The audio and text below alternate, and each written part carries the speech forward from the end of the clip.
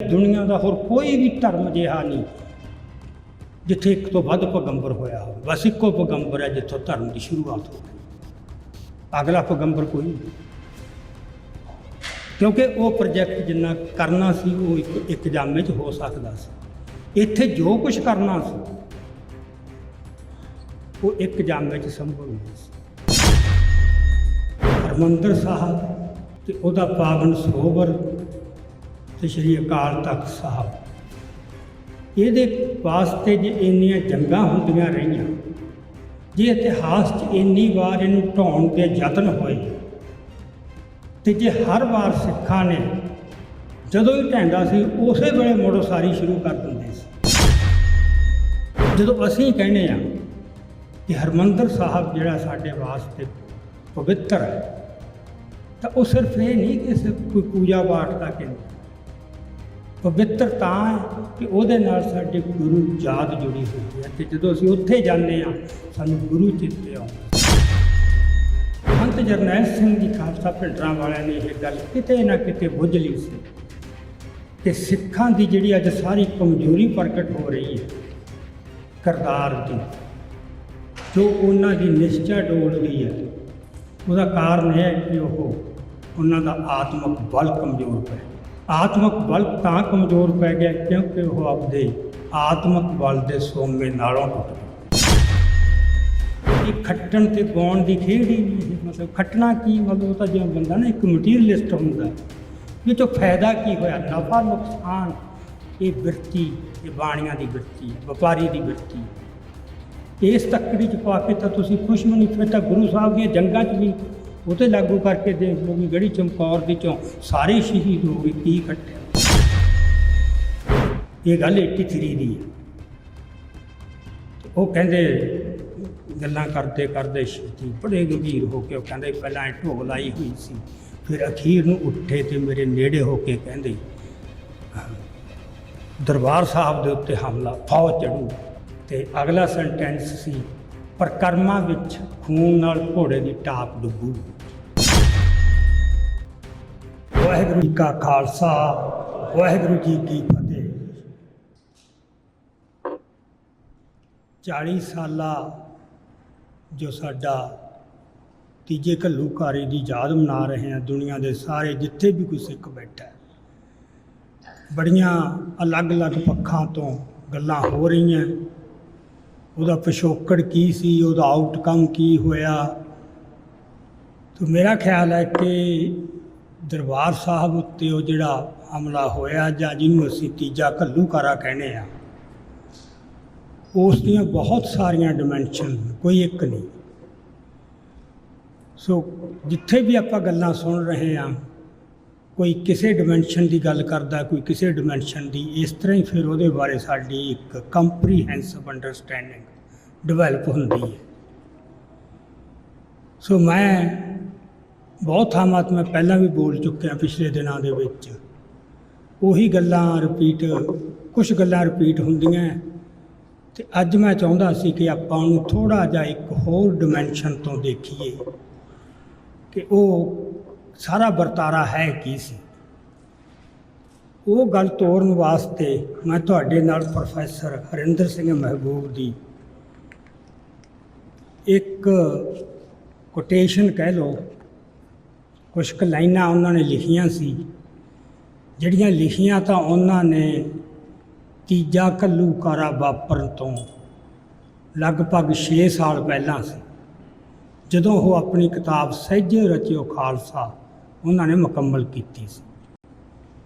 पर उन्होंने बहुत कुछ फोर्स ही कर लिया सी कि की कुछ वापर सकता है। तो वो मैं तुहाडे नाल कुछ लाइनां साझियां करदा, आपां फिर ओहदियां अगे गल उस दे उत्तों तोड़ांगे।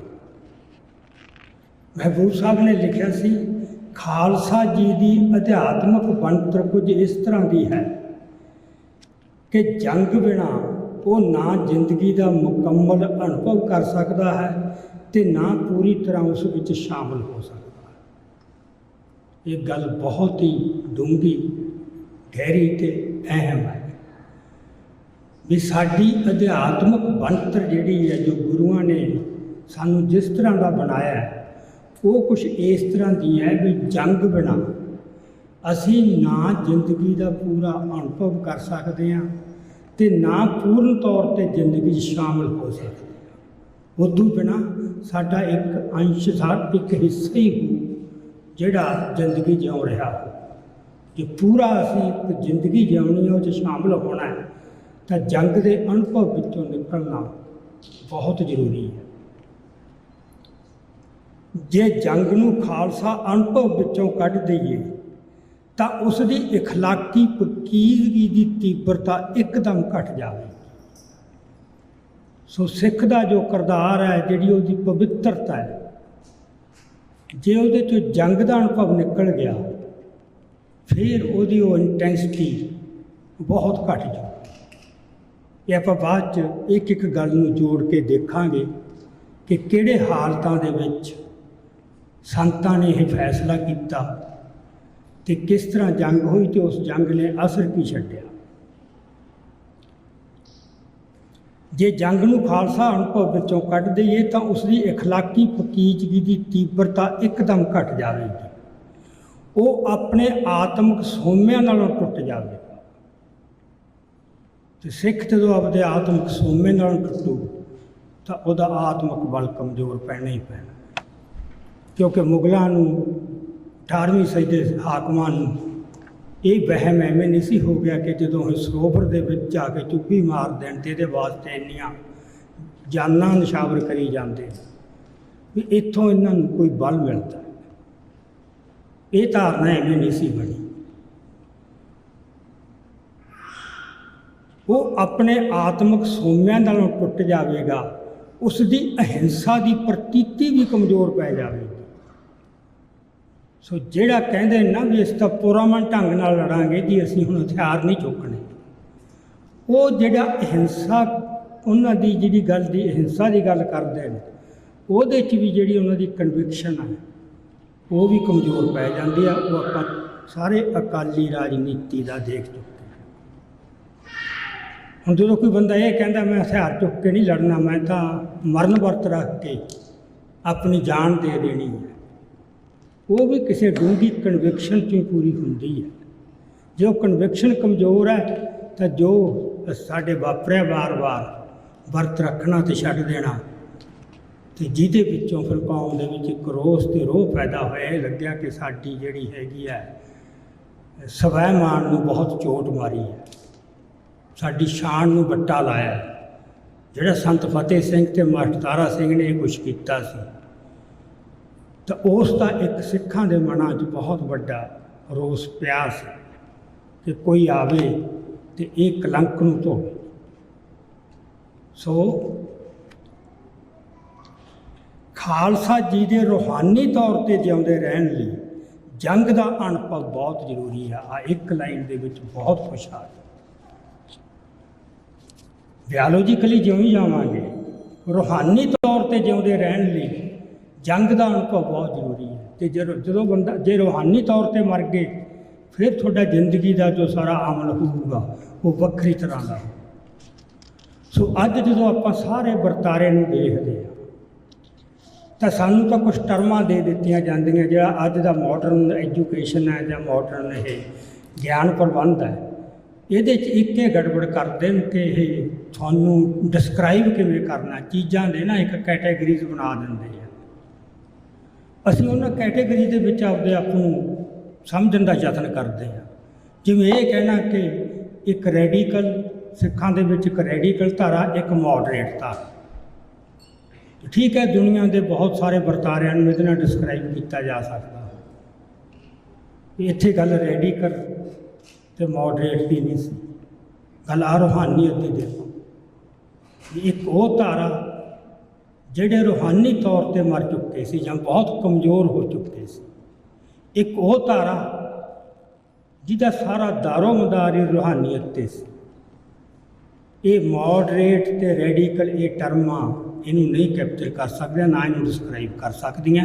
ਅਤੇ ਸਾਡੀ ਸਭ ਤੋਂ ਮਾੜੀ ਜਿਹੜੀ ਹਾਲਤ ਹੈ ਜਾਂ ਜਿਵੇਂ ਸਾਨੂੰ ਕਮਜ਼ੋਰ ਕੀਤਾ ਹੈ, ਤੇ ਉਹਨਾਂ ਨੇ ਆਪਦੀਆਂ ਕੈਟੇਗਰੀਜ਼ ਰਾਹੀਂ ਸਾਨੂੰ ਡਿਸਕ੍ਰਾਈਬ ਕਰਨ ਦੀ ਕੋਸ਼ਿਸ਼ ਕੀਤੀ ਹੈ। ਅਸੀਂ ਅਨਕ੍ਰਿਟੀਕਲੀ ਉਹਨੂੰ ਉਸੇ ਤਰ੍ਹਾਂ ਲੈ ਕੇ ਉਹੀ ਟਰਮਾਂ ਵਰਤੀ ਜਾਂਦੇ ਹਨ, ਉਸ ਤਰ੍ਹਾਂ ਹੀ ਦੱਸੇ ਜਾਂਦੇ ਹਨ। ਉਦਾਹਰਨ ਦੇ ਤੌਰ 'ਤੇ ਮਾਈਨੋਰਟੀ ਰਾਈਟਸ ਦੀ ਗੱਲ ਕਰਨੀ, ਆਪਦੇ ਆਪ ਨੂੰ ਮਾਈਨੋਰਟੀ ਸਮਝਣਾ, ਸਿੱਖਾਂ ਨੇ ਕਦੇ ਵੀ ਆਪਦੇ ਆਪ ਨੂੰ ਮਾਈਨੋਰਟੀ ਨਹੀਂ ਸੀ ਸਮਝਿਆ। ਜਦੋਂ ਚਿੜੀयों से मैं बाज तड़ाऊँ 1.25 लाख से एक लड़ाऊँ, वो ਜਿਹੜੀ ਸਾਈਕੀ ਹੈ ਉਹ ਮਾਈਨੋਰਟੀ ਵਾਲੀ ਨਹੀਂ।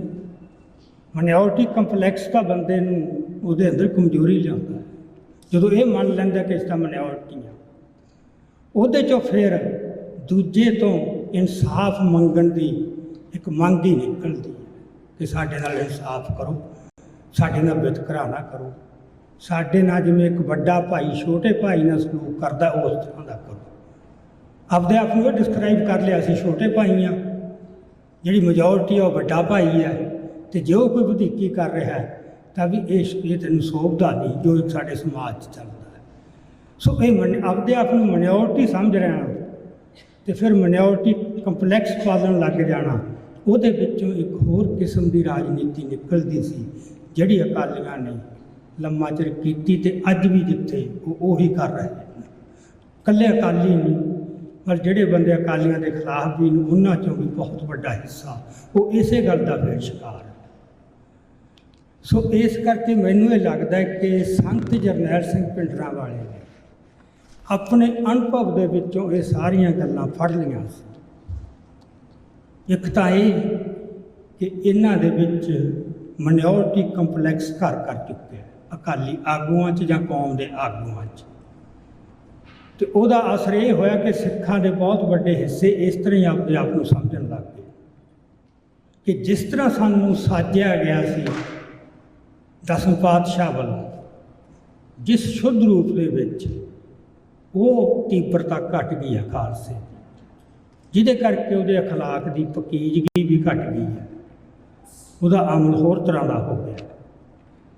ਸੰਤਾਂ ਨੇ ਇਹ ਗੱਲ ਕਿਤੇ ਨਾ ਕਿਤੇ ਬੁੱਝ ਲਈ ਸੀ। ਦੂਜੀ ਗੱਲ, ਜਿਹੜਾ ਆਪਾਂ ਇਹ ਕਹਿੰਦੇ ਹਾਂ ਕਿ ਜਿਹੜਾ ਜੰਗ ਦਾ ਅਨੁਭਵ ਉਹ ਸਾਨੂੰ ਆਪਦੇ ਆਤਮਿਕ ਸੂਮੇ ਨਾਲ ਜੋੜਦਾ। ਤੋ ਸੰਤ ਜਰਨੈਲ ਸਿੰਘ ਜੀ ਖਾਲਸਾ ਭਿੰਡਰਾਂਵਾਲਿਆਂ ਨੇ ਇਹ ਗੱਲ ਕਿਤੇ ਨਾ ਕਿਤੇ ਬੁੱਝ ਲਈ ਸੀ ਕਿ ਸਿੱਖਾਂ ਦੀ ਜਿਹੜੀ ਅੱਜ ਸਾਰੀ ਕਮਜ਼ੋਰੀ ਪ੍ਰਗਟ ਹੋ ਰਹੀ ਹੈ ਕਿਰਦਾਰ ਦੀ, ਜੋ ਉਹਨਾਂ ਦੀ ਨਿਸ਼ਚਾ ਡੋਲਦੀ ਹੈ, ਉਹਦਾ ਕਾਰਨ ਇਹ ਹੈ ਕਿ ਉਹਨਾਂ ਦਾ ਆਤਮਿਕ ਬਲ ਕਮਜ਼ੋਰ ਪੈ ਗਿਆ।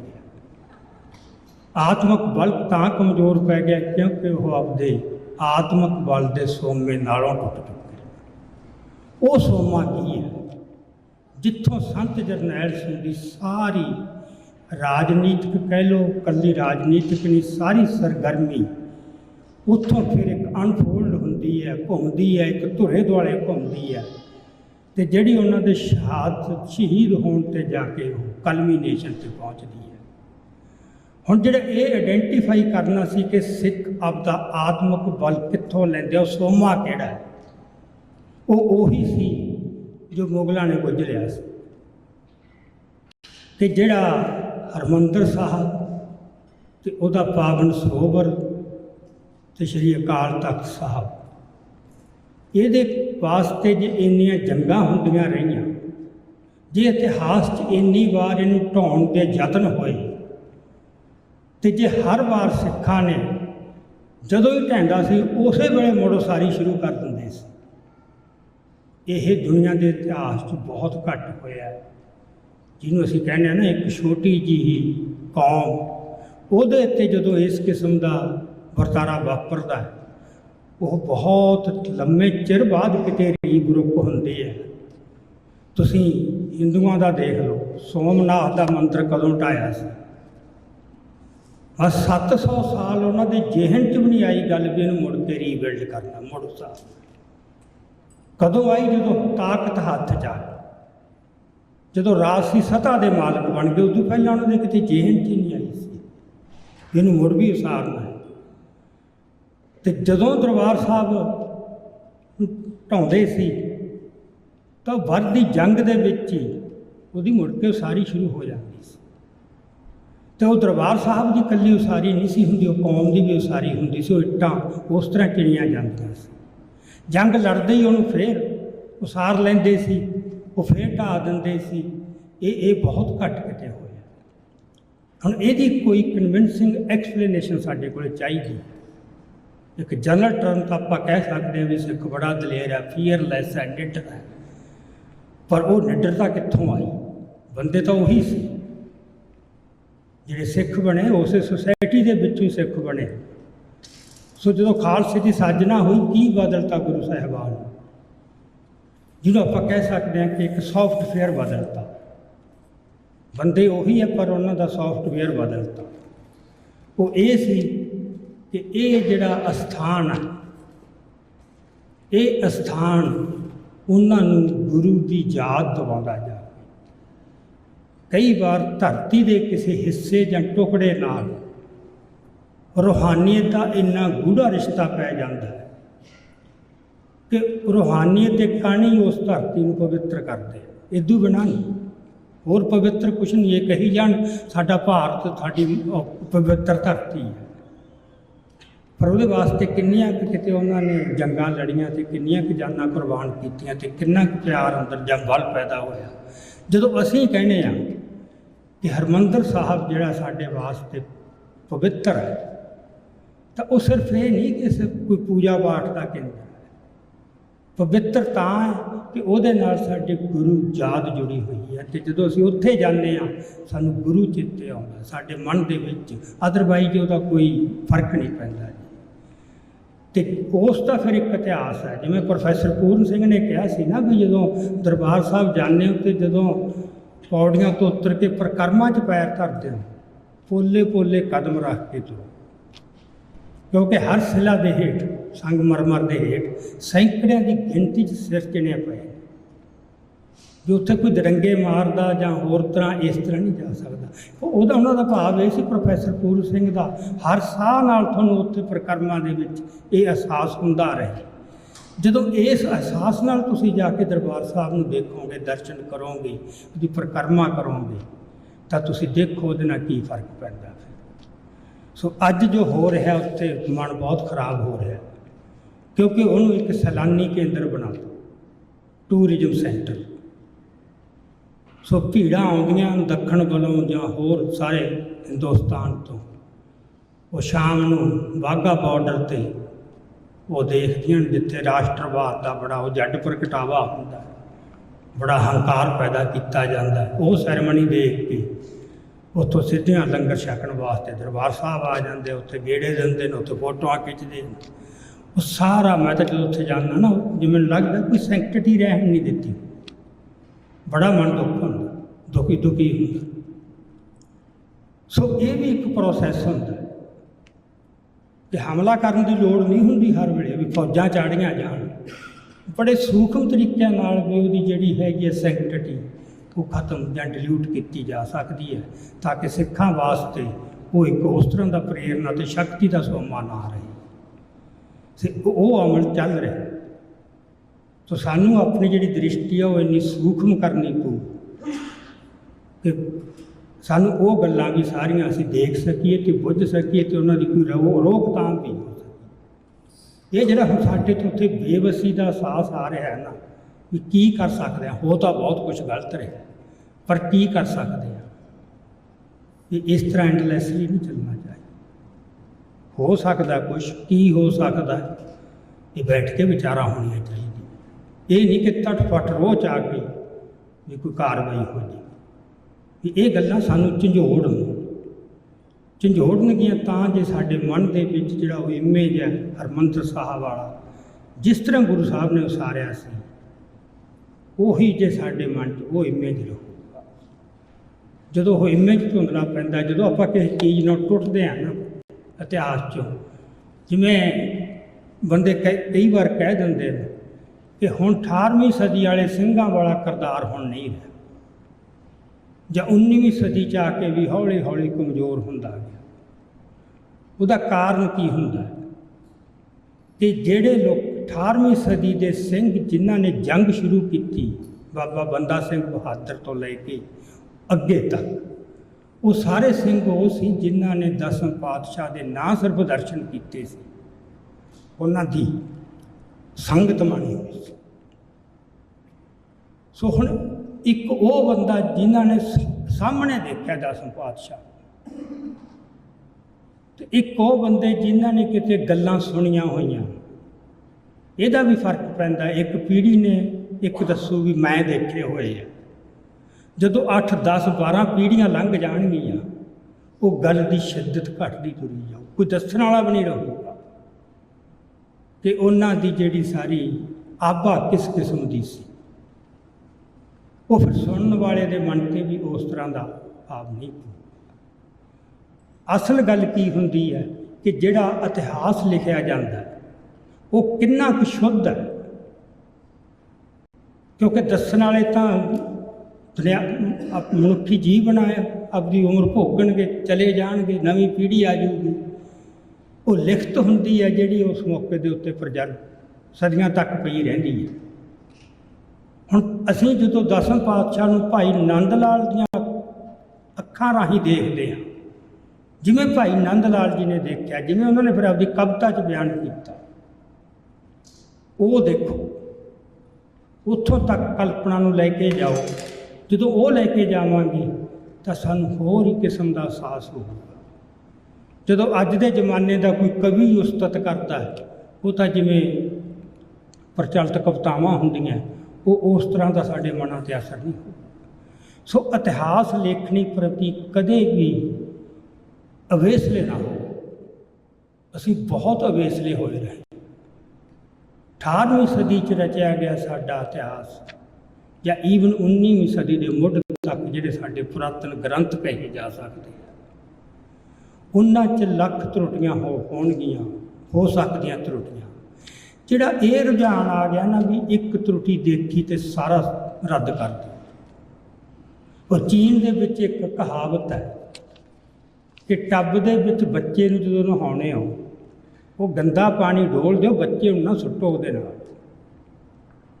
ਸੋ ਜੇ ਤੁਸੀਂ ਬੱਚੇ ਨੂੰ ਸੁੱਟ ਦਿੰਦੇ ਹੋ, ਇਹ ਜਿਹੜਾ ਸਾਡੇ ਨਾ ਆ ਪਿਛਲੇ ਸਮੇਂ ਦੇ ਵਿੱਚ ਇੱਕ ਰੁਝਾਨ ਚੱਲਿਆ ਕਿ ਹਰ ਪੁਰਾਤਨ ਗੱਲ ਦੇ ਉੱਤੇ ਸਵਾਲ ਖੜੇ ਕਰਨੇ, ਤਰਕਵਾਦ, ਉਹਦੇ ਨਾਲ ਉਹਨਾਂ ਨੂੰ ਮਤਲਬ ਰੱਦ ਕਰ ਦੇਣਾ, ਬਿਲਕੁਲ ਬੜੀ ਭੈੜੀ ਭਾਸ਼ਾ ਬੋਲਣੀ।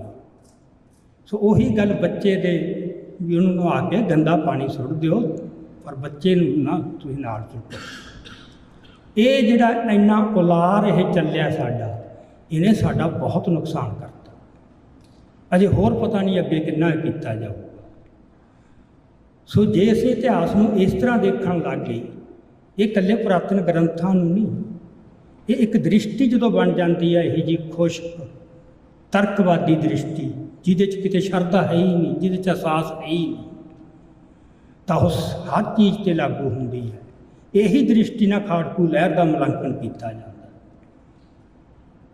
ਕਾਫੀ ਸਮਾਂ ਪਹਿਲਾਂ ਸੀ, ਅੱਜ ਤੋਂ 15, 20, 10 ਸਾਲ ਪਹਿਲਾਂ, ਕੋਈ ਬੰਦਾ ਖਾੜਕੂ ਲਹਿਰ ਦੇ ਖਿਲਾਫ ਸਾਡੇ 'ਚੋਂ ਬੋਲਣ ਲੱਗਿਆ, 100 ਵਾਰ ਸੋਚਦਾ ਸੀ। ਦੁਸ਼ਮਣ ਤਾਂ ਬੋਲੀ ਜਾਵੇ। ਅਤੇ ਜਦੋਂ ਬੰਦੇ ਜੇਲ੍ਹਾਂ 'ਚੋਂ ਆਉਂਦੇ ਸੀ, ਉਹਨਾਂ ਪ੍ਰਤੀ ਇੱਕ ਖਾਸ ਮਾਣ ਅਤੇ ਸਤਿਕਾਰ ਪ੍ਰਗਟਾਇਆ ਜਾਂਦਾ ਸੀ। ਜੇਲ੍ਹਾਂ 'ਚ ਬੈਠਿਆਂ ਪ੍ਰਤੀ ਜੋ ਸ਼ਹੀਦਾਂ ਦੀਆਂ ਕੋਈ ਗੱਲਾਂ ਦੱਸਦਾ ਸੀ, ਜੰਗ ਕਿਵੇਂ ਲੜਾਈ ਹੋਈ, ਕੌਣ ਕਿਵੇਂ ਸ਼ਹੀਦ ਹੋਇਆ, ਉਹ ਨਾਂ ਲੋਕਾਂ ਦੇ ਵਾਸਤੇ ਇੱਕ ਬੜੇ ਪਵਿੱਤਰ ਬਣੇ ਪਏ ਸੀਗੇ, ਚੇਤਿਆਂ ਦੇ ਵਿੱਚ ਵਸੇ ਪਏ ਸੀ। ਹੁਣ ਪਿਛਲੇ ਸਮੇਂ ਦੇ ਵਿੱਚ ਇੱਕ ਨਵਾਂ ਰੁਝਾਨ ਚੱਲ ਪਿਆ, ਜਿਹਦੇ 'ਚੋਂ ਡਾਕਟਰ ਅਮਰਜੀਤ ਸਿੰਘ ਨੇ ਵੀ ਜ਼ਿਕਰ ਕੀਤਾ, ਕਰਾੜ ਬਿਰਤੀ, ਵਿਹਾਰਕ, ਕੀ ਖੱਟਿਆ ਕੀ ਗਵਾਇਆ। ਇਹ ਖੱਟਣ ਅਤੇ ਗਾਉਣ ਦੀ ਖੇਡ ਹੀ ਨਹੀਂ। ਇਹ ਮਤਲਬ ਖੱਟਣਾ ਕੀ, ਮਤਲਬ ਉਹ ਤਾਂ ਜਿਵੇਂ ਬੰਦਾ ਨਾ ਇੱਕ ਮਟੀਰੀਅਲਿਸਟ ਹੁੰਦਾ, ਇਹ 'ਚੋਂ ਫਾਇਦਾ ਕੀ ਹੋਇਆ, ਨਫਾ ਨੁਕਸਾਨ। ਇਹ ਬਿਰਤੀ, ਇਹ ਬਾਣੀਆਂ ਦੀ ਬਿਰਤੀ ਹੈ, ਵਪਾਰੀ ਦੀ ਬਿਰਤੀ ਹੈ। ਇਸ ਤੱਕੜੀ 'ਚ ਪਾ ਕੇ ਤਾਂ ਤੁਸੀਂ ਕੁਛ ਵੀ ਨਹੀਂ। ਫਿਰ ਤਾਂ ਗੁਰੂ ਸਾਹਿਬ ਦੀਆਂ ਜੰਗਾਂ 'ਚ ਵੀ ਉਹ 'ਤੇ ਲਾਗੂ ਕਰਕੇ ਦੇਖ ਲਓ ਵੀ ਗੜੀ ਚਮਕੌਰ ਦੀ 'ਚੋਂ ਸਾਰੇ ਸ਼ਹੀਦ ਹੋ ਗਏ, ਕੀ ਖੱਟਿਆ। ਜੇ ਐਂ ਖੜੇ ਕਰਨ ਲੱਗ ਗਏ, ਉੱਥੋਂ ਤੱਕ ਵੀ ਜਾਣਗੇ। ਜਿਹੜੇ ਇਹ ਕਹਿੰਦੇ ਨਾ ਖਾੜਕੂ ਆਗੂਆਂ ਦੇ ਦਿਮਾਗ ਤਾਂ ਹੈ ਹੀ ਨਹੀਂ ਸੀ, ਉਹ ਗੁਰੂਆਂ ਅਖੀਰ ਨੂੰ ਗਰਾਊਂਡ ਤਿਆਰ ਕਰਦੇ ਕਰਦੇ ਗੁਰੂਆਂ ਤੱਕ ਪਹੁੰਚਣ। ਅਸੀਂ ਕਈ ਵਾਰ ਇਹਨਾਂ ਚੀਜ਼ਾਂ ਨੂੰ ਲਾਈਟਲੀ ਲੈ ਰਹੇ ਹਾਂ, ਅਤੇ ਲਾਈਟਲੀ ਲੈ ਕੇ ਉਹਦੇ ਸਿੱਟੇ ਬੜੇ ਭਿਆਨਕ। ਸਾਡੇ ਮਨ ਕਿਹੋ ਜਿਹੇ ਬਣ ਸਕਣ ਕਿ ਕੀ ਅਸੀਂ ਦੁਬਾਰਾ ਕੁਛ ਲੜ ਸਕਾਂਗੇ। ਜੰਗ ਜੇ ਲੜਨੀ ਹੋਵੇ, ਜੰਗ ਨੂੰ ਛੱਡੋ। ਜਿਹੜੇ ਬੰਦੇ ਕਹਿੰਦੇ ਨੇ ਅਸੀਂ ਤਾਂ ਜੀ ਅਮਨਪੂਰਵਕ ਤਰੀਕੇ ਨਾਲ ਲੜਾਂਗੇ, ਆਹ ਜਿਹੜਾ ਮੈਂ ਪੜ੍ਹ ਕੇ ਸੁਣਾਇਆ ਵੀ ਜਦੋਂ ਰੂਹਾਨੀ ਤੌਰ 'ਤੇ ਬੰਦਾ ਕਮਜ਼ੋਰ ਹੋਵੇ ਨਾ, ਉਹਦੀ ਜਿਹੜੀ ਅਮਨ 'ਚ ਪ੍ਰਤੀਤੀ ਵੀ ਹੈ, ਉਹ ਨਿਸ਼ਚਾ, ਉਹ ਕਨਵਿਕਸ਼ਨ ਵੀ, ਉਹ ਵੀ ਬੜੀ ਕਮਜ਼ੋਰ ਜੀ ਹੁੰਦੀ ਆ। ਉਹਦਾ ਫਿਰ ਕਿਰਦਾਰ ਉੱਥੇ ਵੀ ਉਸ ਤਰ੍ਹਾਂ ਦਾ ਪ੍ਰਗਟ ਹੋ। ਸੋ ਮੈਨੂੰ ਇਹ ਸੀ ਕਿ ਆਪਾਂ ਇੱਕ ਗੱਲ 'ਤੇ ਤਾਂ ਚਲੋ ਠੀਕ ਹੈ, ਬਹੁਤ ਜ਼ੋਰ ਦਿੱਤਾ ਕਿ ਸਾਡੇ ਨਾਲ ਵਾਪਰਿਆ ਕੀ, ਜ਼ੁਲਮ ਕਿੰਨਾ ਕੀਤਾ, ਉਹਦੇ ਆਪਾਂ ਸਾਰੇ ਆਸਪੈਕਟ ਲਿਆਂਦੇ ਤਾਂ ਕਿ ਦੁਨੀਆ ਨੂੰ ਦੱਸਿਆ ਜਾ ਸਕੇ। ਪਰ ਮੈਨੂੰ ਲੱਗਦਾ ਹੈ ਕਿ ਹੁਣ ਆਪਾਂ ਇਸ ਦ੍ਰਿਸ਼ਟੀ ਤੋਂ ਸੰਤਾਂ ਦੇ ਇਸ ਫੈਸਲੇ ਨੂੰ, ਕਿਉਂਕਿ ਸੰਤ ਜਿਸ ਕਿਸਮ ਦੇ ਪੁਰਸ਼ ਸੀ, ਉਹ ਇਸ ਤਰ੍ਹਾਂ ਨਹੀਂ ਸੀ ਕਿ ਪਹਿਲਾਂ ਇੱਕ ਥਿੰਕ ਟੈਂਕ ਬੈਠਾ ਹੈ ਜੀ, ਆਪਾਂ ਉਹਦੇ ਸਾਰੇ ਪੱਖ ਵਿਚਾਰੀਏ। ਜਿਵੇਂ ਦੁਨਿਆਵੀ ਬੰਦੇ ਫੈਸਲੇ ਲੈਂਦੇ ਨੇ, ਮਸਲਿਆਂ ਨੂੰ ਡਿਸਕਸ ਕਰਦੇ ਆ, ਵਿਚਾਰਦੇ ਆ, ਇਹ ਸਾਡੇ ਹੈਗੇ ਸਾਡੇ ਵਰਗੇ ਬੰਦਿਆਂ ਦੇ ਜਿਹੜੇ ਵਿਦਵਾਨ ਜਾਂ ਇੰਟਲੈਕਚੁਅਲ ਜਾਂ ਸਕਾਲਰ, ਉਹ ਠੀਕ ਹੈ, ਦੁਨਿਆਵੀ ਢੰਗ ਇਹੀ ਚੱਲਦਾ ਹੈ। ਜਿਹੜੇ ਰੂਹਾਨੀ ਪੁਰਸ਼ ਹੁੰਦੇ ਨੇ, ਉਹਨਾਂ ਦਾ ਦਸਤੂਰ ਹੀ ਵੱਖਰਾ। ਉਹਨਾਂ ਨੂੰ ਕਿਸੇ ਬਹਿਸਾਂ 'ਚੋਂ ਕਲੈਰਿਟੀ ਨਹੀਂ ਆਈ, ਉਹਨਾਂ ਨੂੰ ਕਿਤੋਂ ਹੋਰ ਜਾ ਕੇ ਗੱਲ ਸਾਫ਼ ਹੋਈ ਹੁੰਦੀ। ਕੱਲ੍ਹ ਮੈਨੂੰ ਇੱਕ ਸਿੰਘ ਮਿਲਿਆ, ਬੜਾ ਪੜ੍ਹਾ ਲਿਖਿਆ, ਚੰਗੀ ਨੌਕਰੀ ਕਰਦਾ, ਸੰਤ ਜਰਨੈਲ ਸਿੰਘ ਨਾਲ ਬਹੁਤ ਹੀ ਪਿਆਰ ਸੀ ਉਹਨਾਂ ਦਾ। ਪਹਿਲਾਂ ਸੰਤ ਕਰਤਾਰ ਸਿੰਘ ਨਾਲ ਵੀ ਬਹੁਤ ਪਿਆਰ ਸੀ। ਉਹਨੇ ਇੱਕ ਗੱਲ ਸੁਣਾਈ ਅਤੇ ਮੈਂ ਸੁਣ ਕੇ ਮੇਰਾ ਰੋਣ ਨਿਕਲ ਆਇਆ ਸੀ। ਉਹ ਕਹਿੰਦਾ ਮੈਂ ਹਰ ਸੈਚਰਡੇ ਨੂੰ ਜਾ ਕੇ ਸੰਤਾਂ ਦੇ ਦਰਸ਼ਨ ਜ਼ਰੂਰ ਕਰਦਾ ਸੀ ਜਦੋਂ ਗੁਰੂ ਨਾਨਕ ਨਿਵਾਸ 'ਚ ਬੈਠੇ ਸੀ। ਅਤੇ ਇੱਕ ਦਿਨ ਮੈਂ ਗਿਆ ਪੂਰਾ ਤਿਆਰ ਹੋ ਕੇ ਵੀ ਚਲੋ, ਹਰ ਵਾਰ ਹੀ ਜਾਂਦੇ ਸੀ, ਅਤੇ ਗਏ ਅਤੇ ਸੰਤਾਂ ਦਾ ਦਰਵਾਜ਼ਾ ਬੰਦ ਅੰਦਰੋਂ, ਅਤੇ ਜੋ ਬਾਹਰ ਬੈਠੇ ਸੀਗੇ ਸਿੰਘ, ਉਹਨਾਂ ਨੇ ਕਹਿਤਾ ਵੀ ਅੱਜ ਸੰਤ ਕਿਸੇ ਨੂੰ ਨਹੀਂ ਮਿਲ ਰਹੇ। ਅੱਜ ਉਹਨਾਂ ਨੇ ਸਵੇਰ ਦਾ ਹੀ ਹੁਕਮ ਕੀਤਾ ਹੋਇਆ ਕਿ ਅੱਜ ਕੋਈ ਵੀ ਆਵੇ ਮੈਂ ਮਿਲਣਾ ਨਹੀਂ, ਮੈਂ ਆਪਦਾ ਇਕੱਲਾ ਅੰਦਰ ਬੈਠ ਕੇ ਆਪਣਾ, ਪਤਾ ਨਹੀਂ ਕੀ ਉਹਨਾਂ ਦੇ ਮਨ 'ਚ, ਜਾਂ ਆਪਾਂ ਕੁਛ ਨਹੀਂ ਅੰਦਾਜ਼ਾ ਲਾ ਸਕਦੇ। ਉਹ ਕਹਿੰਦਾ ਵੀ ਮੈਂ ਬੜਾ ਉਦਾਸ ਜਾ ਹੋ ਕੇ ਵੀ ਚਲੋ ਹੁਣ ਤਾਂ ਕੁਛ ਨਹੀਂ ਹੋ ਸਕਦਾ, ਮੈਂ ਅਜੇ ਮੁੜਨ ਨਹੀਂ ਲੱਗਿਆ, ਅਤੇ ਦਰਵਾਜ਼ਾ ਖੋਲ੍ਹਿਆ। ਕਹਿੰਦੇ ਆ ਜਾ ਅੰਦਰ। ਉਹਨਾਂ ਨੂੰ ਕਿਤੇ ਅੰਦਰ ਬੈਠਿਆਂ ਨੂੰ ਮਤਲਬ ਉਹ ਇੰਟਿਊਸ਼ਨ ਹੋ ਗਈ ਜਾਂ ਸੁਣ ਗਿਆ ਕਿ ਕੋਈ ਪ੍ਰੇਮੀ ਮਿਲਣ ਆਇਆ। ਕੌਣ ਆਇਆ ਇਹ ਵੀ ਆਵਾਜ਼ ਤੋਂ ਪਛਾਣ ਲਿਆ ਹੋਣਾ। ਅੰਦਰ ਬੁਲਾ ਲਿਆ, ਇਕੱਲੇ ਨੇ ਬਸ ਬੈੱਡ 'ਤੇ ਪਏ ਨੇ, ਬਹੁਤ ਗੰਭੀਰ ਮੁਦਰਾ ਦੇ ਵਿੱਚ। ਇਹ ਗੱਲ 83 ਦੀ ਹੈ। ਅਤੇ ਉਹ ਕਹਿੰਦੇ ਗੱਲਾਂ ਕਰਦੇ ਕਰਦੇ ਛੇਤੀ ਬੜੇ ਗੰਭੀਰ ਹੋ ਕੇ ਉਹ ਕਹਿੰਦੇ ਪਹਿਲਾਂ ਇਹ ਢੋਲ ਲਾਈ ਹੋਈ ਸੀ, ਫਿਰ ਅਖੀਰ ਨੂੰ ਉੱਠੇ ਅਤੇ ਮੇਰੇ ਨੇੜੇ ਹੋ ਕੇ ਕਹਿੰਦੇ ਦਰਬਾਰ ਸਾਹਿਬ ਦੇ ਉੱਤੇ ਹਮਲਾ, ਫੌਜ ਚੜ੍ਹੂ। ਅਤੇ ਅਗਲਾ ਸੈਂਟੈਂਸ ਸੀ, ਪ੍ਰਕਰਮਾਂ ਵਿੱਚ ਖੂਨ ਨਾਲ ਘੋੜੇ ਦੀ ਟਾਪ ਡੁੱਬੂਗੀ, ਇੰਨਾ ਖੂਨੀ ਇਹ ਜੰਗ ਹੋਊਗੀ। ਅਤੇ ਉਹ ਕਹਿੰਦਾ ਮੇਰੇ ਮਨ 'ਚ ਇੱਕਦਮ ਆਇਆ ਵੀ ਫਿਰ ਤੁਸੀਂ ਮੇਰਾ ਕੋਈ ਵਿਚਾਰ ਮਨ 'ਚ ਇਹ ਹੋ ਨਾ ਵੀ ਤੁਸੀਂ ਕੋਈ ਵਿਚਾਰ ਕੀਤਾ ਜਾਂ ਕੀ ਕਰੋਗੇ। ਉਹਨਾਂ ਦਾ ਮੇਰਾ ਫਿਕਰ, ਇਹ ਜਿਹੜੇ ਹੁੰਦੇ ਨਾ ਮਹਾਂਪੁਰਸ਼ ਇਸ ਤਰ੍ਹਾਂ ਦੇ, ਉਹ ਇੱਕ ਵੀ ਲਫ਼ਜ਼ ਵਾਧੂ ਨਹੀਂ ਬੋਲਦੇ। ਇੱਕ ਇੱਕ ਸ਼ਬਦ ਪਿੱਛੇ, ਇੱਕ ਇੱਕ ਲਫ਼ਜ਼ ਪਿੱਛੇ, ਇੱਕ ਇੱਕ ਵਾਕ ਪਿੱਛੇ ਪਤਾ ਨਹੀਂ ਕਿੱਡੇ ਰਹੱਸ ਖੜੇ ਹੁੰਦੇ।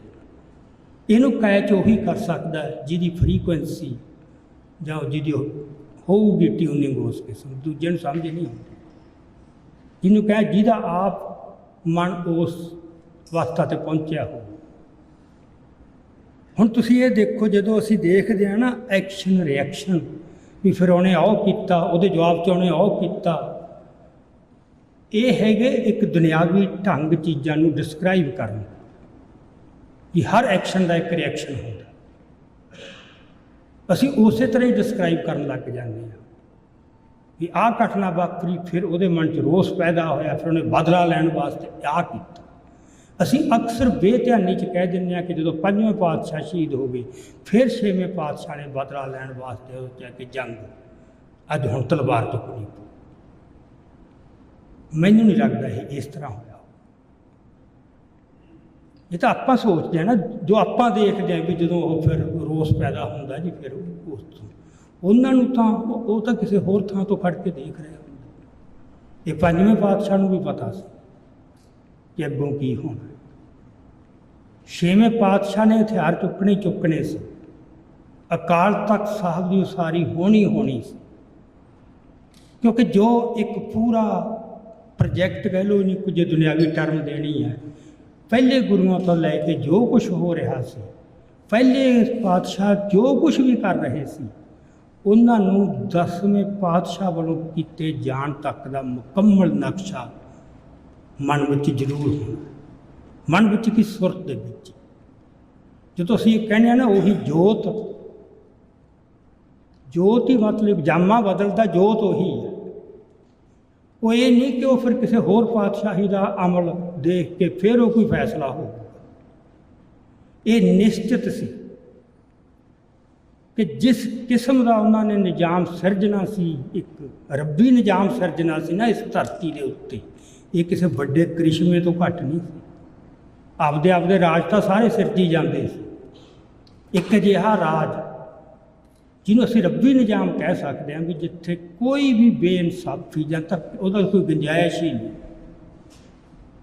ਜਿਹੜੇ ਰਾਜ ਕਰਨਗੇ ਉਹ ਰੂਹਾਨੀ ਕੀਮਤਾਂ ਨੂੰ ਪਹਿਲ ਦੇ ਕੇ ਰਾਜ ਕਰਨਗੇ, ਦੁਨਿਆਵੀ ਕੀਮਤਾਂ ਨੂੰ। ਨਵਾਬੀ ਦੀ ਪੇਸ਼ਕਸ਼ ਆਈ, ਤੁਸੀਂ ਦੇਖੋ ਉਸ ਪੇਸ਼ਕਸ਼ ਨੂੰ ਕਿਵੇਂ ਕੀਤਾ ਬੰਦਿਆਂ ਨੇ। ਮੈਂ ਨਹੀਂ ਬਣਨਾ ਇਹਨੂੰ ਬਣਾਓ, ਮੈਂ ਨਹੀਂ ਬਣਨਾ ਇਹਨੂੰ ਬਣਾਓ, ਕਿਵੇਂ ਠੁਕਰਾਈ ਜਾ ਰਹੀ ਹੈ। ਜਿਹਦਾ ਮਤਲਬ ਉਹਨਾਂ 'ਚ ਕੋਈ ਨਵਾਬੀ ਦੀ ਐਡੀ ਖਿੱਚ ਨਹੀਂ ਸੀ। ਉਹ ਤਾਂ ਗੁਰੂ ਦੇ, ਉਹਨਾਂ ਨੂੰ ਤਾਂ ਜਿੱਡਾ ਗੁਰੂ ਨੇ ਮਾਣ ਬਖਸ਼ਤਾ ਸੀ, ਉਹ ਤਾਂ ਨਵਾਬੀਆਂ ਤੋਂ ਬਹੁਤ ਉੱਚਾ ਸੀ। ਇਹਨੂੰ ਕਹਿੰਦੇ ਆ ਤੁਸੀਂ ਰੂਹਾਨੀ ਕੀਮਤਾਂ ਨੂੰ ਪਹਿਲ ਦੇ ਕੇ ਰਾਜ ਕਰਨਾ, ਅਤੇ ਇੱਕ ਦੁਨਿਆਵੀ ਕੀਮਤਾਂ ਨੂੰ। ਮੈਂ ਆਹ ਇਕੱਠਾ ਕਰ ਜਾ, ਮੈਂ ਆਪਦੇ ਪਰਿਵਾਰ ਨੂੰ ਆਹ ਬਣਾ ਜਾ, ਮੈਂ ਆਪਦੇ ਰਿਸ਼ਤੇਦਾਰ ਨੂੰ ਉੱਥੇ ਫਿੱਟ ਕਰ ਜਾ, ਇਹ ਸਭ ਦੁਨਿਆਵੀ ਹੈ। ਜਦੋਂ ਬਿਰਤੀ ਦੁਨਿਆਵੀ ਹੋਊ, ਤੁਸੀਂ ਉਹ ਰਾਜ ਨਹੀਂ ਸਿਰ ਸਕਦੇ। ਅਤੇ ਗੁਰੂ ਸਾਹਿਬ ਨੇ ਉਹ ਬੰਦੇ ਪੈਦਾ ਕਰਨੇ ਸੀ ਜਿਹੜੇ ਇਸ ਹੱਦ ਤੱਕ ਰੂਹਾਨੀਅਤ ਨੂੰ ਪਹਿਲ, ਉਹ ਇੱਕ ਜਾਮੇ 'ਚ ਨਹੀਂ ਹੁੰਦੇ ਸੀ। ਇਸ ਕਰਕੇ ਬੜੀ ਅਜੀਬ ਗੱਲ ਵਾਪਰੀ ਹੈ। ਦੁਨੀਆ ਦਾ ਹੋਰ ਕੋਈ ਵੀ ਧਰਮ ਅਜਿਹਾ ਨਹੀਂ ਜਿੱਥੇ ਇੱਕ ਤੋਂ ਵੱਧ ਪੈਗੰਬਰ ਹੋਇਆ ਹੋਵੇ। ਬਸ ਇੱਕੋ ਪੈਗੰਬਰ ਹੈ ਜਿੱਥੋਂ ਧਰਮ ਦੀ ਸ਼ੁਰੂਆਤ ਹੋ ਰਹੀ, ਅਗਲਾ ਪੈਗੰਬਰ ਕੋਈ ਨਹੀਂ। ਕਿਉਂਕਿ ਉਹ ਪ੍ਰੋਜੈਕਟ ਜਿੰਨਾ ਕਰਨਾ ਸੀ ਉਹ ਇੱਕ ਜਾਮੇ 'ਚ ਹੋ ਸਕਦਾ ਸੀ। ਇੱਥੇ ਜੋ ਕੁਝ ਕਰਨਾ ਸੀ ਉਹ ਇੱਕ ਜਾਮੇ 'ਚ ਸੰਭਵ ਨਹੀਂ ਸੀ। ਆਪਾਂ ਦੇਖੋ ਕਈ ਵਾਰ ਗੱਲਾਂ ਵੱਲ ਧਿਆਨ ਨਹੀਂ ਦਿੰਦੇ। ਜਦੋਂ ਤੀਜੇ ਪਾਤਸ਼ਾਹ ਨੇ ਇਹ ਕਿਹਾ ਵੀ ਜਿਹਨੇ ਮੇਰੇ ਦਰਸ਼ਨ ਕਰਨੇ ਉਹ ਪਹਿਲਾਂ ਪੰਗਤ 'ਚ ਬਹਿ ਕੇ ਲੰਗਰ ਛਕੇ, ਇਹਦਾ ਮਤਲਬ ਉਦੋਂ ਪਹਿਲਾਂ ਇਹ ਮੈਂਡੇਟਰੀ ਨਹੀਂ ਸੀ, ਆਪਸ਼ਨਲ ਸੀ। ਆਪਸ਼ਨਲ ਹੀ ਹੋਊ ਨਾ, ਕਿ ਨਹੀਂ ਤਾਂ ਪਹਿਲੇ ਪਾਤਸ਼ਾਹ ਇਹ ਕਰ ਦਿੰਦੇ। ਸੋ ਪਹਿਲੇ ਪਾਤਸ਼ਾਹ ਵੇਲੇ ਵੀ ਅਜੇ ਬੰਦਿਆਂ ਦੇ ਮਨਾਂ 'ਚੋਂ ਪੂਰੀ ਜਾਤ ਪਾਤ ਦੀ ਗੱਲ ਨਿਕਲੀ ਨਹੀਂ ਸਾਰਿਆਂ ਤੋਂ। ਸੋ ਹਰ ਗੁਰੂ ਨੇ ਫਿਰ ਉਹ ਸਟੈਪ ਜਦੋਂ ਲੱਗਿਆ ਕਿ ਹੁਣ ਲੋੜ ਆ ਇਹਦੀ, ਸੋ ਤੀਜੇ ਪਾਤਸ਼ਾਹ ਨੇ ਸ਼ਰਤ ਲਾਤੀ, ਚਲੋ ਲੰਗਰ 'ਚ ਬਹਿ ਕੇ, ਪੰਗਤ 'ਚ ਬਹਿ ਕੇ ਵੀ ਛਕ ਲਓਗੇ ਤੁਸੀਂ। ਇਹ ਵੀ ਵੱਡਾ ਕੰਮ ਸੀ। ਅੱਜ ਆਪਾਂ ਨੂੰ ਬੜਾ ਨੋਰਮਲ ਜੀ ਗੱਲ ਲੱਗਦੀ ਹੈ। ਉਸ ਸਮੇਂ 'ਤੇ ਪੰਗਤ 'ਚ ਨਾਲ ਬਹਿ ਜਾਓਗੇ, ਜੂਠਾ ਤੁਸੀਂ ਇੱਕ ਦੂਜੇ ਦਾ ਛਕ ਸਕੋ। ਸੋ ਉੱਥੇ ਲਿਜਾਣਾ ਸੀ ਬੰਦੇ ਨੂੰ, inch by inch, step by step. ਜਦੋਂ ਖਾਲਸੇ ਦੀ ਸਿਰਜਣਾ ਹੋਣੀ ਸੀ, ਉੱਥੇ ਕੰਮ ਮੁਕੰਮਲ ਹੋ ਜਾਣਾ ਸੀ। ਪੂਰਨ ਮਨੁੱਖ ਜਿਹਨੂੰ ਕਹਿ ਲਓ ਨਾ, ਇੱਕ ਮੁਕੰਮਲ ਕੰਪਲੀਟ ਮੈਨ। ਉਦੋਂ ਪਹਿਲਾਂ ਕਿਤੇ ਨਾ ਕਿਤੇ ਇਨਕੰਪਲੀਸ਼ਨ ਹੈ। ਹਰ ਗੁਰੂ ਕਿਸੇ ਪੱਖ ਤੋਂ ਕਰ ਰਿਹਾ, ਕੋਈ ਕਿਸੇ ਪੱਖ ਤੋਂ ਕਰ ਰਿਹਾ।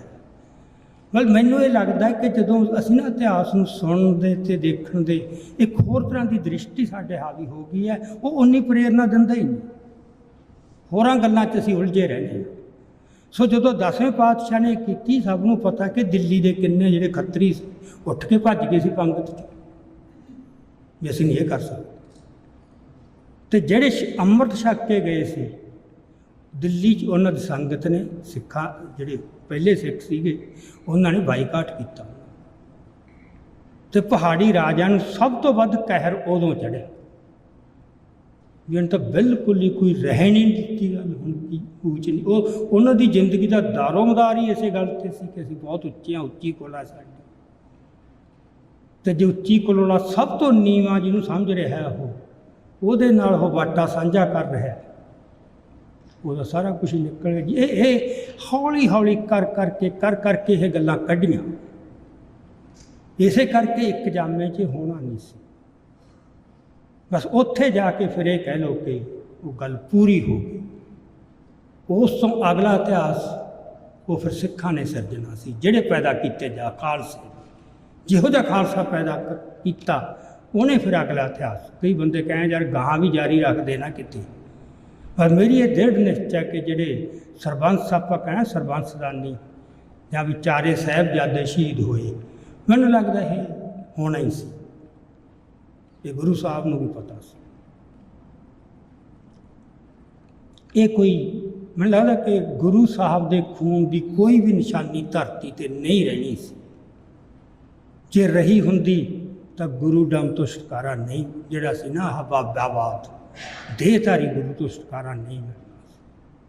ਇਹ ਛੋਟੀ ਗੱਲ ਨਹੀਂ ਸੀ ਉਹਨਾਂ ਸਮਿਆਂ ਦੇ ਵਿੱਚ ਵੀ ਹੁਣ ਤੁਸੀਂ ਉੱਥੇ ਆ ਗਏ ਜਿੱਥੇ ਤੁਹਾਨੂੰ ਕਿਸੇ ਦੇਹ ਦੀ ਲੋੜ, ਸਰੀਰ ਦੀ ਲੋੜ, ਸੁਰਤ ਉੱਥੇ ਪਹੁੰਚ ਗਈ ਹੈ। ਹੁਣ ਇਹ ਸ਼ਬਦ ਦੇ ਰੂਪ 'ਚ ਹੀ ਤੁਸੀਂ ਇਹਨੂੰ ਅੱਗੇ ਜਾਰੀ ਰੱਖਣਾ। ਅਤੇ ਜੇ ਇੱਕ ਵੀ ਸਾਹਿਬਜ਼ਾਦਾ ਜਿਉਂਦਾ ਹੁੰਦਾ ਤੁਸੀਂ ਲੱਖ ਯਤਨ ਕਰ ਲੈਂਦੇ ਗੁਰੂ ਸਾਹਿਬ ਦੇ ਜਾਣ ਤੋਂ ਬਾਅਦ, ਤਾਂ ਫਿਰ ਤਾਂ ਬਣ ਜਾਣੇ ਸੀ ਅੱਡ ਅੱਡ ਦਾਅਵੇ।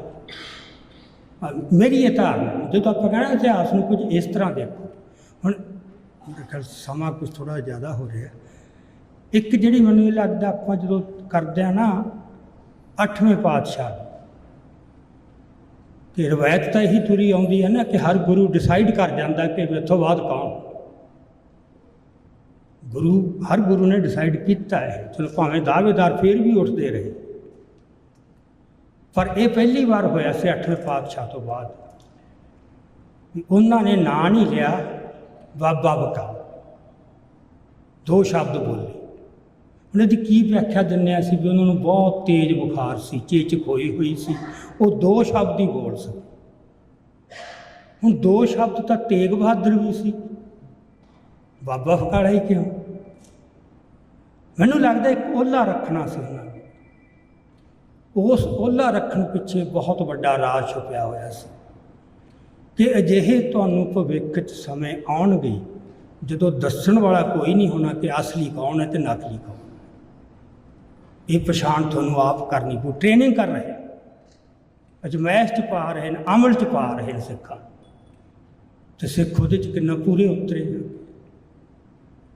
ਉਹ ਆਪਾਂ ਹੁਣ ਦੇਖੇ ਬਾਅਦ 'ਚ ਵੀ ਝੂਠੇ ਅਤੇ ਅਸਲੀ ਅਤੇ ਨਕਲੀ ਦਾ ਵੀ ਕਦੇ ਕਿਸੇ ਨਕਲੀ ਪਿੱਛੇ ਤੁਰ ਪਓ, ਕਦੇ ਕਿਸੇ ਨਕਲੀ ਪਿੱਛੇ। ਉਹ ਵਾਹਵਾ ਕੁਛ ਕਰਵਾ ਕੇ ਫਿਰ ਅੱਖਾਂ ਜਿਹੀਆਂ ਖੁੱਲ੍ਹਦੀਆਂ ਵੀ ਇਹ ਤਾਂ ਆਪਣਾ ਹੋਰ ਹੀ ਤਰ੍ਹਾਂ ਹੋ ਗਿਆ। ਗੁਰੂ ਸਾਹਿਬ ਤਾਂ ਇਸ਼ਾਰੇ ਕਰਕੇ ਸੀ ਇਹ ਕਰਨਾ ਪਊ। 8ਵੇਂ ਪਾਤਸ਼ਾਹ ਦਾ ਜਿੰਨਾ ਕੁ ਵੀ ਥੋੜ੍ਹਾ ਜਿਹਾ ਜੀਵਨ ਹੈ ਉਹਨਾਂ ਦਾ ਹੈ ਹੀ ਅਸਲ ਅਤੇ ਨਕਲ ਦੀ ਪਛਾਣ ਕਰਨ ਦਾ। ਜਦੋਂ ਉਹ ਦਿੱਲੀ ਰਾਜੇ ਦੇ ਦਰਬਾਰ 'ਚ ਵੀ ਗਏ, ਜਦੋਂ ਉਹ ਰਾਣੀ ਨੇ, ਕਿਉਂਕਿ ਬੱਚੀ ਹੀ ਸੀ ਉਹਨਾਂ ਦੀ ਨਜ਼ਰਾਂ 'ਚ ਤਾਂ ਬੱਚੀ ਹੀ ਸੀ ਨਾ, ਅਤੇ ਜਿਵੇਂ ਇੱਕ ਬੱਚਿਆਂ ਨਾਲ ਮਸ਼ਕਰੀ ਕਰਨੀ ਹੁੰਦੀ ਹੈ, ਰਾਣੀ ਗੋਲੀਆਂ ਵਾਲੇ ਕੱਪੜੇ ਪਾ ਕੇ ਉਹਨਾਂ ਆਪਣੀਆਂ ਨੌਕਰਾਣੀਆਂ ਦੇ ਵਿੱਚ ਝੁਰਮਟ 'ਚ ਬਹਿ ਗਈ ਵੀ ਦੇਖਦੇ ਹਾਂ, ਅਤੇ ਹੱਥ ਛਿਟੀ ਹੁੰਦੀ ਸੀ 8ਵੇਂ ਪਾਤਸ਼ਾਹ ਦੀ, ਜਾ ਕੇ ਆਰਾਮ ਨਾਲ ਰਾਣੀ 'ਤੇ ਛਿਟੀ ਰੱਖ ਲਾ ਦਿੱਤੀ। ਇਹਦੇ ਸੰਦੇਸ਼ ਬੜੇ, ਸੰਕੇਤ ਨਾ ਵੱਡੇ ਵੀ ਤੁਸੀਂ ਸਭ ਕੁਛ 'ਚੋਂ ਖੋਟ 'ਚੋਂ ਖਰੇ ਨੂੰ ਪਛਾਣਨਾ ਬਸ, ਅਤੇ ਖੋਟ ਬਹੁਤ ਆਉਣਾ ਹੈ, ਖੋਟ ਹੀ ਖੋਟ ਹੋਣਾ ਉਹਦੇ ਵਿੱਚੋਂ ਖਰੇ ਪਛਾਣਨ ਦੀ, ਅਤੇ ਕੌਮ ਨੂੰ ਉਹਦੇ ਸਮਰੱਥ ਕਰਨਾ। ਸੋ ਸੰਤ ਜਰਨੈਲ ਸਿੰਘ ਭਿੰਡਰਾਂ ਵਾਲੇ ਕਿਉਂਕਿ ਜਿਸ ਅਵਸਥਾ 'ਤੇ ਉਹ ਪਹੁੰਚ ਚੁੱਕੇ ਸੀ, ਉਹਨਾਂ ਨੇ ਗੁਰੂਆਂ ਨੂੰ ਕਿਤੇ ਇਸ ਤਰ੍ਹਾਂ ਇੰਟਰਨਲਾਈਜ਼ ਕੀਤਾ ਹੋਇਆ ਸੀ। ਤਾਂ ਹੀ ਉਹ ਇੰਨੀ ਕਨਵਿਕਸ਼ਨ 'ਚੋਂ ਜਦੋਂ ਬੰਦੇ ਕਹਿੰਦੇ ਯਾਰ ਇਹਨੂੰ ਇਹ ਨਹੀਂ ਸੀ ਪਤਾ ਵੀ ਮੈਂ ਇੰਨੀ ਫੋਰਸ ਨਾਲ ਕਿਵੇਂ ਮੁਕਾਬਲਾ ਕਰਨਾ, ਬੰਦੇ ਤਾਂ ਬੜਾ ਮਾੜੀ ਭਾਸ਼ਾ ਵੀ ਵਰਤਦੇ ਨੇ, ਉਹਨਾਂ ਦੇ ਪੱਲੇ ਦਿਮਾਗ ਤਾਂ ਹੈ ਹੀ ਨਹੀਂ ਸੀ। ਸੋ ਉਹ ਜਿਹੜੀ ਗੱਲ ਹੈ ਨਾ ਗਰਮ ਖਿਆਲੀ ਨਰਮ ਖਿਆਲੀ, ਉਹਦੇ ਨਾਲ ਤਾਂ ਇਨਸਾਫ ਹੁੰਦਾ ਹੀ ਨਹੀਂ। ਹੁਣ ਸੰਤ ਜਰਨੈਲ ਸਿੰਘ ਭਿੰਡਰਾਂ ਨੂੰ ਤੁਸੀਂ ਗਰਮ ਖਿਆਲੀ ਕਹਿ ਦਿਓ, ਅਕਾਲੀ ਆਗੂ ਨੂੰ ਨਰਮ ਖਿਆਲੀ ਕਹਿ ਦਿਓ, ਤਾਂ ਕੁਛ ਵੀ ਨਹੀਂ ਗੱਲ ਬਣੀ। ਗਰਮ ਖਿਆਲੀ ਤਾਂ ਉਹੀ ਗੁੱਸੇਖੋਰੇ ਹੁੰਦੇ ਨੇ। ਜਿਹੜੀ ਉਹਨਾਂ ਦੀ ਇੱਕ ਰੂਹਾਨੀ ਅਵਸਥਾ ਹੈ, ਜਿਹੜੀ ਅਸਲ ਤਾਕਤ ਜਿਹੜੀ ਪਈ ਹੈ ਉਹਨਾਂ ਦੀ, ਗਰਮ ਖਿਆਲ ਤੇ ਨਰਮ ਖਿਆਲ, ਇਹ ਤਾਂ ਬੜੀਆਂ ਛੋਟੀਆਂ ਦੁਨਿਆਵੀ ਦੀਆਂ ਚੀਜ਼ਾਂ ਨੇ।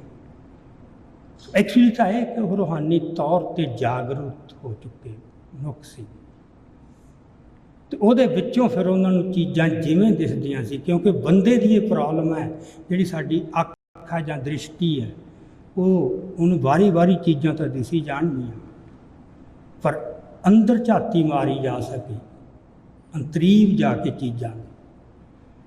ਇਸ ਕਰਕੇ ਸਾਨੂੰ ਪਹਿਲੀ ਗੱਲ ਤਾਂ ਸ਼ੁੱਧ ਰੂਪ 'ਚ ਨਹੀਂ ਦਿਸਣਗੀਆਂ। ਜੋ ਚੀਜ਼ਾਂ ਹੈ ਉਹ ਜ਼ਰੂਰੀ ਨਹੀਂ ਸਾਨੂੰ ਉਸੇ ਤਰ੍ਹਾਂ ਹੀ ਦਿਖ ਰਹੀ ਹੋਵੇ। ਦੂਜੀ ਗੱਲ, ਉਹ ਸਹੀ ਅਨੁਪਾਤ 'ਚ ਨਹੀਂ ਦਿਸਣਗੀਆਂ ਚੀਜ਼ਾਂ। ਇਹ ਵੀ ਬਹੁਤ ਜ਼ਰੂਰੀ ਹੈ ਚੀਜ਼ਾਂ ਨੂੰ ਸਮਝਣ ਵਾਸਤੇ, ਕਿ ਉਹਨਾਂ ਨੂੰ ਸਹੀ ਅਨੁਪਾਤ 'ਚ ਸਮਝਣਾ। ਫਿਰ ਇੱਕ ਹਾਲਾਤ ਦਾ ਜਿਹੜਾ ਹੈਗਾ ਤੁਹਾਡੇ ਕੋਲੇ ਭਰਵੀਂ ਤਸਵੀਰ ਜਾਂ ਜਾਇਜ਼ਾ ਬਣਦਾ, ਫਿਰ ਤੁਸੀਂ ਉਹਦੇ ਨਾਲ ਟੱਕਰ ਲੈਂਦੇ। ਸੋ ਮੇਰਾ ਖਿਆਲ ਹੈ ਕਿ ਹੁਣ ਸਮਾਂ ਕਾਫੀ ਹੋ ਗਿਆ। ਗੱਲਾਂ ਤਾਂ ਇਹ ਮੁੱਕਣ ਵਾਲੀਆਂ ਨਹੀਂ। ਮੇਰੇ ਬੜੇ ਸੀ ਵੀ ਕਾਫੀ ਪੱਖ ਨੇ ਜਿਨ੍ਹਾਂ ਦੇ ਉੱਤੇ ਖੋਲ੍ਹ ਕੇ ਹੋਰ ਗੱਲ ਕੀਤੀ ਜਾਵੇ, ਪਰ ਮੈਂ ਸਿਰਫ ਇਸੇ 'ਤੇ ਤਾਂ ਕੰਸਨਟਰੇਟ ਕੀਤਾ ਜਾਂ ਜ਼ੋਰ ਦਿੱਤਾ ਹੈ ਕਿ ਮੈਨੂੰ ਇਹ ਮਹਿਸੂਸ ਹੋ ਰਿਹਾ ਕਿ ਸੰਤਾਂ ਨੂੰ ਜਿਵੇਂ ਦੇਖਣਾ ਚਾਹੀਦਾ ਸਾਨੂੰ, ਅਸੀਂ ਸ਼ਾਇਦ ਅਜੇ ਵੀ ਮਨ 'ਚ ਸਤਿਕਾਰ ਬਹੁਤ ਹੈ। ਇਹ ਪਤਾ ਹੈ ਕਿ ਜੂਝੇ ਬੜੇ, ਪੂਰਾ ਸਤਿਕਾਰ ਹੈ, ਪਰ ਉਹ ਕਿਉਂ ਜੂਝੇ, ਕਿਉਂ ਹਰ ਚੀਜ਼ 'ਤੇ ਖੜੀ ਹੋਣੀ ਚਾਹੀਦੀ, ਦੂਜਿਆਂ ਨਾਲੋਂ ਫਰਕ ਕੀ ਸੀ। ਇਸੇ ਤਰ੍ਹਾਂ ਗੁਰੂ ਸਾਹਿਬਾਨ ਬਾਰੇ ਕਿ ਜਿਸ ਤਰ੍ਹਾਂ ਸਾਨੂੰ ਉਹਨਾਂ ਨੂੰ ਸ਼ੁੱਧ ਰੂਪ 'ਚ ਦੇਖਣਾ ਚਾਹੀਦਾ। ਜਦੋਂ ਸਾਨੂੰ ਗੁਰੂਆਂ ਨੂੰ ਅਸੀਂ ਸਾਰਾ ਉਹਨਾਂ ਦੇ ਜੀਵਨ ਨੂੰ ਇਸ ਤਰ੍ਹਾਂ ਦੇਖਾਂਗੇ, ਬੰਦੇ ਦਾ ਸਾਰਾ ਨਜ਼ਰੀਆ ਬਦਲ ਜਾਂਦਾ, ਬੜਾ ਆਤਮਕ ਬਲ ਆ ਜਾਂਦਾ। ਨਾ ਡਰ, ਨਾ ਲਾਲਚ ਅਤੇ ਨਾ ਕੋਈ ਤ੍ਰਿਸ਼ਨਾ। ਜਦੋਂ ਉਹ ਚੱਕਿਆ ਗਿਆ, ਬਸ ਦ੍ਰਿਸ਼ਟੀ ਨਿਖਰ ਆਈ, ਉਹ ਅਵਸਥਾ ਹੋ ਗਈ। ਨਾ ਉਹ ਮਰੇ ਨਾ ਠਾਗੇ ਜਾਏ, ਜਿਨ ਕੇ ਰਾਮ ਬਸੇ ਮਨ। ਉਹ ਹੈ ਉਹ ਅਵਸਥਾ ਜਦੋਂ ਮੱਤ ਵਿੱਚ ਰਤਨ ਜਵਾਹਰ ਮਾਨਕ, ਉਹ ਦ੍ਰਿਸ਼ਟੀ ਇਸ ਤਰ੍ਹਾਂ ਦੀ ਹੋ ਜਾਂਦੀ ਹੈ। ਸੋ ਮੇਰਾ ਖਿਆਲ ਹੈ ਆਪਾਂ ਸਾਡੇ ਇਹ ਪੱਖ ਨੂੰ ਜਿਹੜਾ ਅਸਲੀ ਧਾਰਮਿਕ ਹੈ, ਕਿ ਸਿਰਫ ਰਾਜਨੀਤਿਕ ਗੱਲਾਂ ਉਹ ਵੀ ਜ਼ਰੂਰੀ ਹੈ ਲੜਨ ਵਾਸਤੇ, ਰਾਜਨੀਤੀ ਨੂੰ ਸਮਝਣਾ ਅਤੇ ਖੁਦ ਆਪਦੀ ਰਾਜਨੀਤੀ ਦੇ ਨਕਸ਼ ਤਰਾਸ਼ਣ। ਪਰ ਸਿੱਖ ਹੋਣ ਦਾ ਮਤਲਬ, ਜਦੋਂ ਸਿੱਖ ਰਾਜਨੀਤੀ ਕਰੂ ਤਾਂ ਉਹ ਸਪਿਰਚੁਅਲਾਈਜ਼ਡ ਪੋਲੀਟਿਕਸ ਹੋ। ਅਤੇ ਸਪਿਰਚੁਅਲਿਟੀ ਤੋਂ ਬਿਨਾਂ ਅਸੀਂ ਬਾਕੀ ਬੰਦਿਆਂ ਵਰਗੇ ਹੀ ਹਾਂ, ਸਾਡਾ ਨਿਆਰਾਪਣ ਕੁਛ ਨਹੀਂ। ਸੋ ਇੰਨੀਆਂ ਕੁ ਵਿਚਾਰਾਂ ਪ੍ਰਵਾਨ ਕਰਿਓ, ਬਾਕੀ ਫੇਰ ਸਹੀ। ਹੁਣ ਆਗਿਆ ਦਿਓ। ਵਾਹਿਗੁਰੂ ਜੀ ਕਾ ਖਾਲਸਾ, ਵਾਹਿਗੁਰੂ ਜੀ ਕੀ ਫਤਿਹ।